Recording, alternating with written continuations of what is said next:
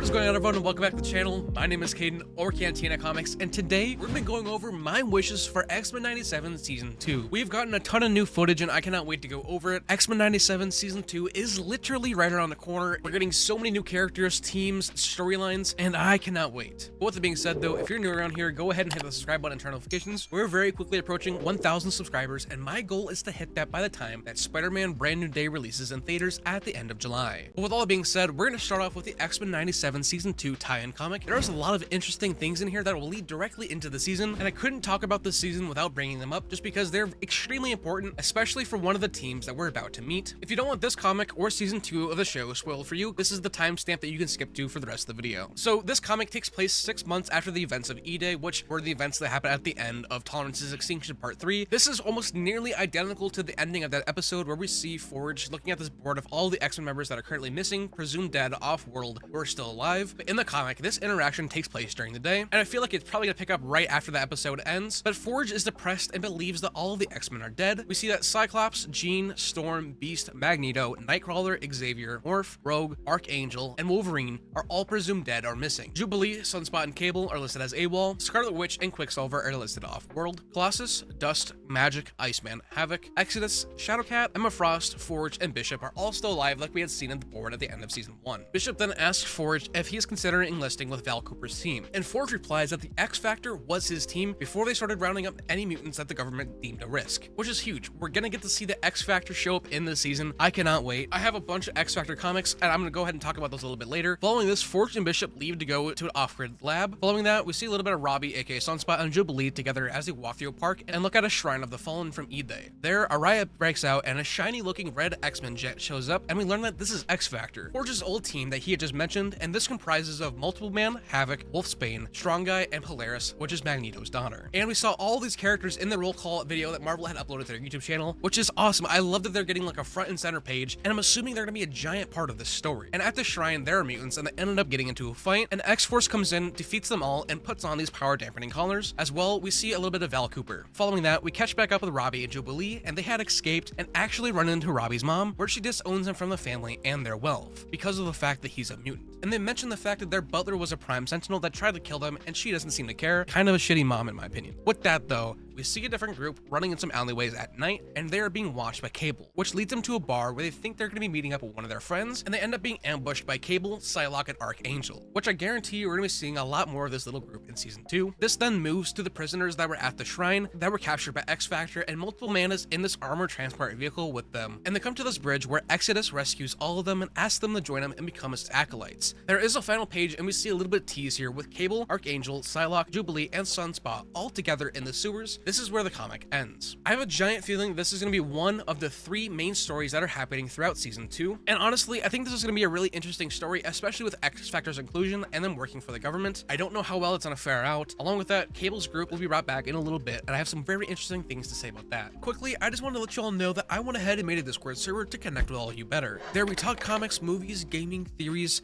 you name it, it is all there. If this at all interests you, go ahead and join the Comic Shop Discord server. Links are in the description and in the pinned comment down below. With that though, we're gonna move on. One thing I noticed in the trailers is that we're gonna be going back to the time of Rama Tut, where we see Ensabah Nur, and I think this is gonna be right before Apocalypse rises to power. With that though, we gotta talk about Pharaoh Rama Tut. This is Kane the Conqueror, who is really Nathaniel Richards, a descendant of Reed Richards. He is from a universe where the Dark Ages didn't happen, so they're a lot more technologically advanced, and he winds up taking a time machine that went back in time to the main 616 Marvel universe, and rolled as Pharaoh Rama Tut, and he did this to try and become Apocalypse's new heir/host. I'm jumping over a lot of things here. I'm just trying to give you the cliff notes so you kind of understand what's going on here, and I definitely think we're going to see this in the season. I would also love if this is somehow where we can get a Fantastic Four cameo. We got so many cameos throughout Season 1, especially towards the end, and I'd love to see some of that come back. There are 3 giant-ass stories here, and I don't know if there's going to be time for them, but we had seen Captain America, Iron Man, Spider-Man, Daredevil, Doctor Strange, Black Panther, Cloak and Dagger, Alpha Flight with North Star, Aurora, and Puck, Omega Red, Silver Samurai, Mary Jane, and Flash Thompson, Scarlet Witch, and Polaris. To me, there's just no way they added all these little teasers to not follow it up in some way, shape, or form. We know we're getting Season 2, 3, and 4 of this show. My only thing is, though, I don't know if the original plans for them are going to stay. I'm assuming Bo DeMeo had plans for these characters before he ended up being fired. I have no clue, and it kind of makes me wonder if we're ever going to see them again. I really hope we do. I want to know how Peter found MJ. That's one of the main things that I want to figure out, and I hope it gets talked about in the show a little bit. It built the world out and made it feel like the MCU, but in a good way. And I guarantee guaranteed they wouldn't spend much time on it, but we're kind of getting that with the X Factor, so I can't really complain all that much. We're still getting a team of characters that weren't in season 1, so it's going to be nice to have them regardless.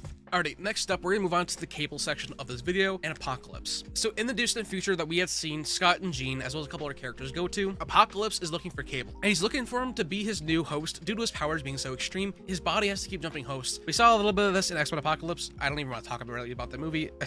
That's a video for a different day. But Scott and Jean are raising younger Cable with Clan Ascani and old lady Rachel Summers. In this universe, Apocalypse had rose to power and had taken over the world. This is essentially the same universe as Pharaoh Rama Tut was in, but way into the future. There was this character in the comics named Stryfe, and this is mainly coming from X-Cutioner's song, but younger Cable is cloned in case of his untimely death from the techno-organic virus. Apocalypse finds out and realizes that he needs to capture Cable, and he does exactly that. He has his henchmen go out and grab him. Unbeknownst to them, this was Cable's clone. Apocalypse went on to raise him as his own and gave him the name of Stryfe. With this, in the future, Stryfe comes back to the main X-Men universe that we had seen with Forge and Bishop and pretended to be Cable before launching a full-scale assault on the X-Men, and I think we kind of seen this in this trailer. We have this one shot of Cable with his gun sitting here, and he's watching all these explosions happening, and I don't really think this is Cable. I think this very well could be Stryfe, and we just don't know it yet. We haven't seen anything of Stryfe in the trailer, and that's a secret they're gonna want to keep locked away. Although I very well could be mistaken. I just really hope this happens. This could be really sick if the time and care is put into it, and if it's actually fleshed out and explained. But it's a really complicated story, and I just want it to be done well. And if they're giving us a season 2, season 3, and season 4, I guarantee they've gotten this all figured out. At least I hope it is anyway. Brad Winterbaum is there, and I have my faith in him entirely. But like I said, I want to see this so badly, especially after reading through X-Cutioner's song. This is issue 5. I have all the other issues as well. It's a really good story. I don't know, dude. I'm scared. I'm scared that it's not gonna be done justice, especially kind of after Supergirl with Woman of Tomorrow. I really love Woman of Tomorrow, the book. The movie was okay. It just didn't take a whole lot of elements from it. But going back to Stryfe, he wants to rule this post-apocalyptic future like Apocalypse had done, and I want to see this fight happen so badly. It could be so sick, although I don't really think this is gonna be happening, at least not right away. It'll probably be towards the finale or the later half of the season, maybe even a cliffhanger ending, who knows. But like I said, X-Men 97 season 2 is literally right around the corner. I cannot wait. These are just a couple things that I would like to see from the season quickly before it comes out. After reading through the tie-in comic, I just had a couple ideas that I wanted to spitball with all of you and see what you all make of it. I cannot wait to see Feral Wolverine. There looks like there's going to be so many cool things happening in this season. It's going to be jam-packed, and we're getting 3 episodes right off rip on July 1st. The future is looking really bright, and it's going to be a blast to experience it all with you, especially with the future of the MCU and the X-Men reboot. I am so unbelievably excited, and I'd love to hear your thoughts or wishes for X-Men 97 season 2 in the comments down below. If you want to see more comic content, let me know as well. I want to get in more to that, and I'm going to be making a video on Matt Fraction's Batman. I'm working really hard on that. It's going to take a little bit of time, but